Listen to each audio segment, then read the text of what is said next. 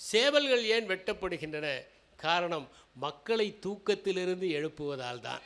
யாரெல்லாம் தூக்கத்திலிருந்து எழுப்புகிறார்களோ அவர்களைத்தானே மக்கள் விரோதிகளாக கருதி கொள்கிறார்கள் என்பது. கோபப்பட்டு அவளை கண்டபடி வயது ஒரு கடிதத்தை எழுதி கொண்டு போய் தபால் நிலையத்திலே சேர்த்து விட்டு வருகிறான். வந்தால் ஒரு தந்தி வருகிறது, மாமனார் இறந்து போய்விட்டார் என்று. இவனுக்கு மாமனார் இறந்ததை விட வருத்தம், இப்படி ஒரு கடிதத்தை நாம் அஞ்சலகத்தில் சேர்த்து விட்டோமே, அந்த கடிதம் அவள் கைகளுக்கு கிடைப்பதற்கு முன்னால் நாம் சென்று விட வேண்டும் என்று போகிறான். ஒரு கடிதத்தையும் ஒரு இராணுவ உடையும் எடுத்து காண்பிக்கிறார். அந்த கடிதத்தில் உங்கள் மருமகன் விமானத்தில் செல்லுகிற போது விபத்தில் இறந்து விட்டான், அவன் கடைசியாக உடுத்திய உடையை நாங்கள் அனுப்பியிருக்கிறோம் என்று ஒரு கடிதம் இருக்கிறது. அதை பார்த்ததும் நொந்து போகிறார். நம்பூதிரி தன் மகள் நொடிந்து விடக்கூடாது, மனம் ஒடிந்து விடக்கூடாது என்பதற்காக அவரே இப்படி கடிதங்களை எழுதி வெவ்வேறு ஊர்களுக்கு போய் அவர் அதை அஞ்சலகத்தில் சேர்க்கிறார் என்பது புரிந்தது. இதை தியான்ஜா என்பவர் ஒரு சீன அறிஞர், மன்னனுடைய அரசவையிலே இருக்கிறார். ஆனால் ஒருபோதும் மன்னன் அவரை அங்கீகரிக்கவில்லை. ஒரு நாள் அவர் நேராக மன்னனிடம் சென்றார். நான் உங்கள் இடத்தை விட்டு வேறு நாட்டிற்கு போகப் போகிறேன். ஏன் போகிறீர்கள்? நீங்கள் உங்கள் தோட்டத்தில் நிறைய சேவல்கள் வளர்க்கிறீர்கள். இந்த சேவலிடம் 5 நல்ல குணங்கள் இருக்கிறது. ஒன்று, அதன் கொண்டை கம்பீரத்திற்கு உதாரணமாக இருக்கிறது. அதன் நகங்கள் வலிமையை காட்டுகிறது. சண்டையிடுவதற்கு தயாராக இருப்பது அதன் வீரத்தை காண்பிக்கிறது. எந்த உணவு கிடைத்தாலும் பெட்டைகளை அழைப்பது அதனுடைய பகிர்ந்து கொள்ளும் தன்மையை காண்பிக்கின்றது. புழுக்களை பூச்சிகளை எல்லாம் தின்பது அது உனக்கு விசுவாசமாக இருப்பதை காண்பிக்கிறது. இந்த 5 குணங்கள் இருக்கிற சேவல் தினமும் உன்னுடைய மேசைக்கு உணவாக பரிமாறப்படுகிறது. ஆனால் எங்கிருந்தோ வந்த பனிக்கொக்கு உன்னுடைய தோட்டத்தில் இருக்கிற மீன்களையெல்லாம் தின்றுவிட்டது, தாவரங்களையெல்லாம் பாழடித்து விட்டது, எல்லா இடங்களிலும் அசிங்கம் செய்து விட்டது. ஆனால் அதை போய் தினமும் ரசித்து கொண்டிருக்கிறாயே, காரணம் எப்போதும் இருப்பது கண்களில் படுவதில்லை. எனவே உன் கண்களில் படாத இடத்திற்கு போனால் என் அருமை உனக்கு தெரியும் என்று தியான்ஜா குறிப்பிடுகிறார். அண்மையிலே ஓரிடத்திலே படித்தேன், சேவல்கள் ஏன் வெட்டப்படுகின்றன? காரணம் மக்களை தூக்கத்திலிருந்து எழுப்புவதால் தான். யாரெல்லாம் தூக்கத்திலிருந்து எழுப்புகிறார்களோ அவர்களைத்தானே மக்கள் விரோதிகளாக கருதி கொள்கிறார்கள் என்பது. கோழிகள் செய்கிற ஓசையை பற்றி கவிஞர் பாரதிதாசன் அற்புதமான ஒரு கவிதை எழுதியிருப்பார். அதிலே பல ஓசைகள் வரும். காக்கா என்று கரையுது காகம், கோகோ என கூவுது கோழி, வல்வல் என குரைக்கும் நாய்தான், உள்ளூர் பன்றி உர் உர் என்கும், குக்கு என்று கூவும் கோழி, தகதா என்று ஆடும் மயில்தான், கிருகிரு என்று கொஞ்சம் புறாதான், கிருகிர் என்று சுற்றும் செக்கு, தலபலவென்று கொதிக்கும் சோறு, மளமளவென்று பெய்யும் மழைதான், தடபடவென்று இடிக்கும் இடைதான், கடபடவென்று ஒலிக்கும் கடல்தான், அம்மாவென்று அழைக்கும் கறவை, தும் தும் என்று தும்முவர் மக்கள், உய் உய் என்று ஊதும் வண்டு, ñை ñை என்று நவிழும் பூனை, அக்கக்கா என்று அடைக்கும் கிளிகள், தெற்கு தமிழில் யாழின் துளிகள் என்பது அந்த பாடல். கோழிகள் என்னென்ன ஓசைகள் செய்யும், 9 விதமான ஓசைகள் செய்யும் என்பதை மரியதாஸ் குறிப்பிடுகிறார். முதலாவதாக, இதெல்லாம் நாட்டு கோழிகள் தான் செய்யும், பிராய்லர் கோழிகளிடம் எதிர்பார்க்காதீர்கள். பருந்து பறந்து வந்தால், தன்னுடைய குஞ்சுகளை கவர வந்தால் கோழி செய்வது எச்சரிக்கை ஒலி. அடுத்ததாக, ஏதேனும் ஒரு பறவை அதை கவர்வதற்காக வந்தாலும் அந்த எச்சரிக்கை ஒலி. இரண்டாவதாக, அந்த கோழி நாம் பிடிக்கச் சென்றால் செய்வது அபாய ஒலி, அடைகாக்கும் போது செய்வது அபாய ஒலி. நாம் சென்றால் கூட நாட்டுக்கோழி நம்மை கொத்திவிடும் அடைகாக்கிற போது. மூன்றாவதாக, முட்டையிட்டதும் அது ஒரு கெக்கரிக்கும் ஒரு ஒலியை செய்யும், அது ஒரு திருப்தி. முட்டை இடுவதற்கு முன்பு ஒரு அனத்தும் ஒலியை செய்யும். பார்ப்பதற்காக செய்வது ஐந்தாவது ஒலி. அது சில நேரங்களில் தன்னுடைய குஞ்சுகளை பார்த்து செய்வது ஒரு விதமான மௌனமான மென்மையான ஒலி. சேவலை பார்த்து செய்வது ஒரு விதமான காதல் ஒலி. கடைசியாக அதை யாராவது பிடித்தால் செய்வது ஒருவித பய ஒலி. பிடித்து கொண்டு போனால் செய்வது ஒரு விதமான சங்கட ஒலி. இந்த 9 ஒலிகளையுமே நாட்டுக்கோழிகள் செய்யும். இப்போது சேவலை பற்றி, இந்த சேவல் சண்டையை பற்றி தமிழில் நிறைய இலக்கியங்கள் எழுதப்பட்டிருக்கின்றன என்பதை நான் குறிப்பிட்டேன். அண்மை காலத்தில் 2 முக்கியமான நாவல்கள் வந்திருக்கின்றன.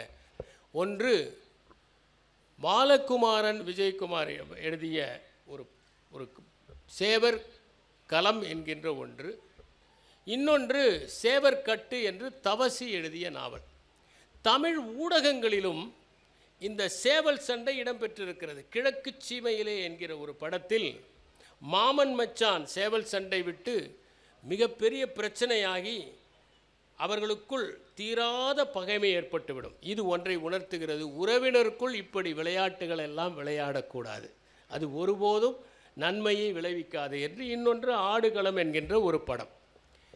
தமிழ் சிறுகதைகளை எடுத்துக்கொண்டால் அதிலே எஸ் ராமகிருஷ்ணன் சண்டை சேவல் என்கிற ஒரு அற்புதமான சிறுகதையை எழுதியிருக்கிறார்.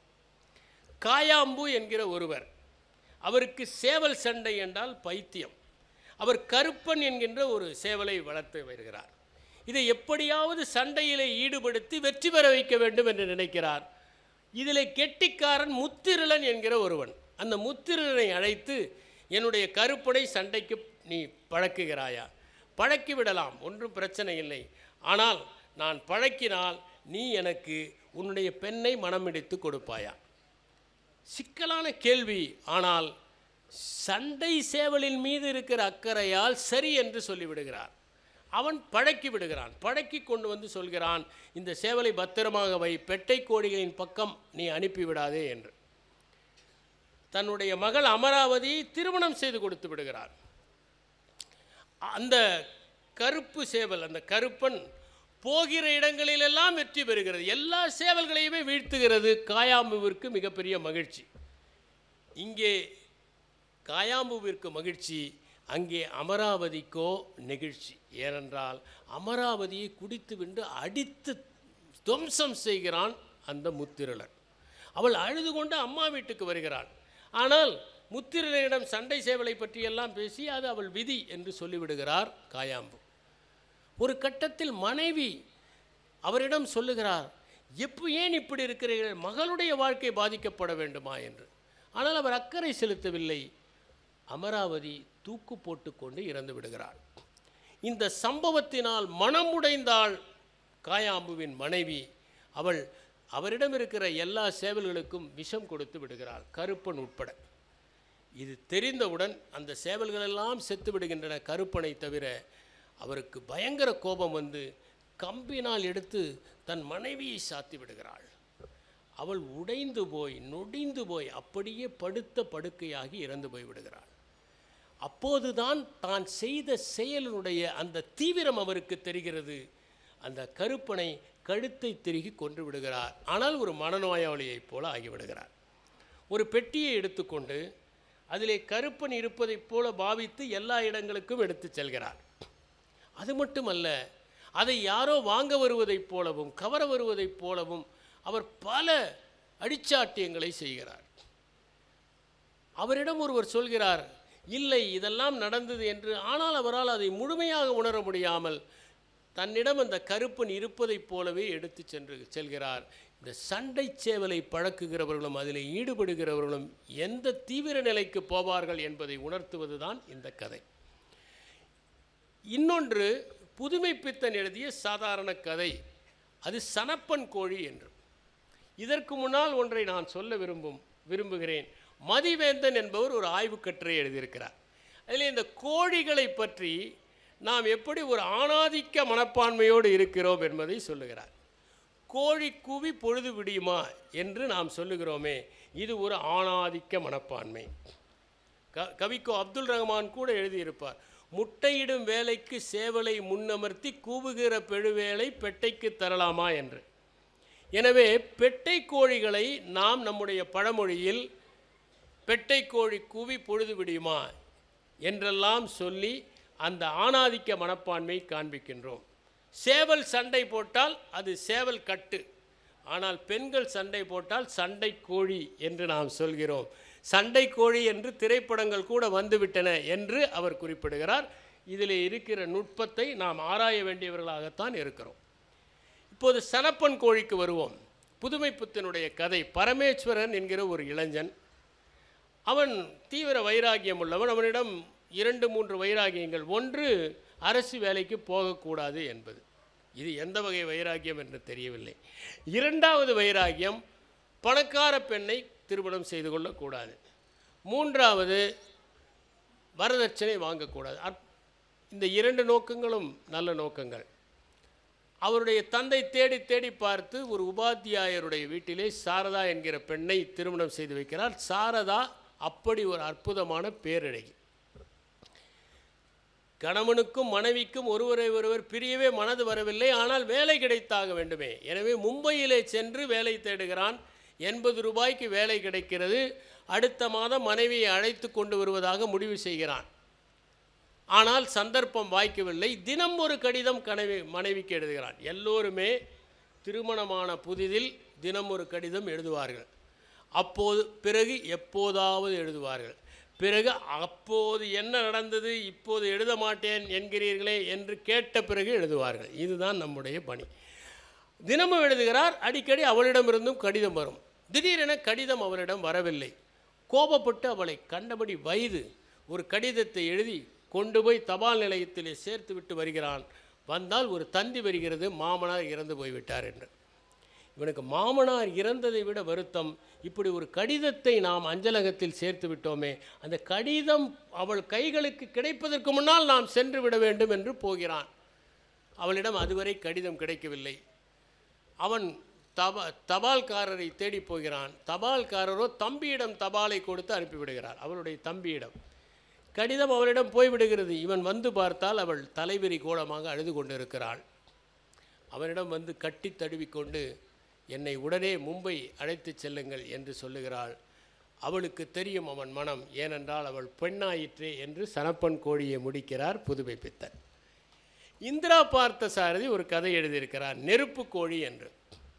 ஃபாரஸ்ட் ரேஞ்சர் ஒருவர் கேரளாவுக்கு செல்கிறார். ஒரு நம்பூதிரியினுடைய வீட்டிலே வாடகைக்கு இருக்கிறார். நம்பூதிரிக்கு மனைவி இல்லை, ஒரு பெண். அந்த பெண் பெயர் தினகரி. எப்போதும் குங்குமப்பெட்டோடு அவ்வளவு அழகாக இருக்கிற ஒரு பெண். அந்த பெண் கள்ளம் கபடம் இல்லாதவள். அண்ணன் போல அழைப்பாள், அண்ணன் போல பேசுவாள். அவளுக்கு எழுத படிக்க தெரியாது. அவருடைய கணவன் ஏதோ இராணுவத்தில் இருப்பதாக கேள்விப்படுகிறார் ஃபாரஸ்ட் ரேஞ்சர். நம்பூதிரி சொல்கிறார். அவளுக்கு கடிதம் கணவனிடமிருந்து வருகிற போதெல்லாம் நம்பூதிரி தான் படிப்பார். கடிதம் வருகிறது, அன்று பார்த்து நம்பூதிரி எங்கோ சென்று இருக்கிறார். அந்த கடிதத்தை கொண்டு வந்து அவள் கொடுக்கிறாள். படித்து காட்டுகிறார். அந்த டைரியிலே ஏகப்பட்ட கடிதங்கள். இவருக்கு ஒரு ஆசை, இதில் என்ன எழுதியிருப்பார்கள் என்று. அவள் இல்லாத போது அந்த கடிதங்களை எடுத்து பார்க்கிறார். பார்த்தால் எல்லாம் கேரளாவில் இருக்கிற ஊர்களிலிருந்தே வருகிறது. இதில் ஏதோ கோல்மால் நடந்திருக்கிறது என்று அவருக்கு புரிகிறது. எனவே அவர் நம்பூதிரி வந்ததும் என்ன நடந்தது என்று கேட்கிறார். நம்பூதிரி ஒரு கடிதத்தையும் ஒரு இராணுவ உடையும் எடுத்து காண்பிக்கிறார். அந்த கடிதத்தில் உங்கள் மருமகன் விமானத்தில் செல்லுகிற போது விபத்தில் இறந்து விட்டான், அவன் கடைசியாக உடுத்திய உடையை நாங்கள் அனுப்பியிருக்கிறோம் என்று ஒரு கடிதம் இருக்கிறது. அதை பார்த்ததும் நொந்து போகிறார். நம்பூதிரி தன் மகள் நொடிந்து விடக்கூடாது, மனம் ஒடிந்து விடக்கூடாது என்பதற்காக அவரே இப்படி கடிதங்களை எழுதி வெவ்வேறு ஊர்களுக்கு போய் அவர் அதை அஞ்சலகத்தில் சேர்க்கிறார் என்பது புரிந்தது. இவர் ஒரு வேறு ஊருக்கு மாறுதல் கேட்டு விடுப்பு எடுத்துக்கொண்டு ஒரு கடிதத்தை எழுதுகிறார். நான் மாறுதலோடு செல்ல விரும்புகிறேன். உங்கள் மகள் இவ்வாறு இருப்பதை நீங்கள் நெருப்பு கோழியைப் போல ஜீரணித்து கொண்டு இருக்கிறீர்கள். அந்த வெம்மையை என்னால் தாங்க முடியாது. ஒரு நாள் நான் உண்மையை உளறிவிடுவேனோ என்கிற பயத்தில் இங்கிருந்து செல்கிறேன். அதே நேரத்தில் அங்கே இராணுவத்திலிருந்து வந்த கடிதத்தையும் உங்கள் மருமகன் உயிரோடு இல்லை என்பதற்கான அத்தாட்சியாக இருக்கிற அந்த இராணுவ உடையும் என்னோடு எடுத்துச் செல்கிறேன் என்று அவர் எடுத்துச் சென்று விடுகிறார். இவை 3 அற்புதமான தமிழ் சிறுகதைகள். முல்லா நஸ்ருதீன் அமர்ந்திருக்கிற போது பக்கத்து வீட்டுக்காரர் ஒருவர் தன்னுடைய சட்டையிலே கருப்பு ரிப்பன் ஒன்றை கட்டி கொண்டு வந்தார். முல்லா கேட்டார், என்ன கருப்பு ரிப்பன் கட்டி கொண்டு இருக்கிறீர்களே என்று. என் பாட்டி இறந்து விட்டார், அந்த துக்கத்திற்காக இந்த கருப்பு ரிப்பனை நான் கட்டி இருக்கிறேன் என்று அவர் சொன்னார். அடுத்த நாள் அவர் வருகிற போது, பக்கத்து வீட்டுக்காரர் வருகிற போது, முல்லாவின் கோழி குஞ்சுகள் எல்லாவற்றிற்கும் கழுத்தில் கருப்பு ரிப்பன். அவர் என்ன கேட்டார், என்ன உங்களுடைய கோழி குஞ்சுகளின் கழுத்தில் கருப்பு ரிப்பன்? அவர்கள் அம்மா இறந்து விட்டதால் கருப்பு ரிப்பன் கட்டி கொண்டிருக்கின்றன. எப்படி இறந்தது? நாங்கள் தான் சமைத்து சாப்பிட்டோம். நன்றி, வணக்கம்.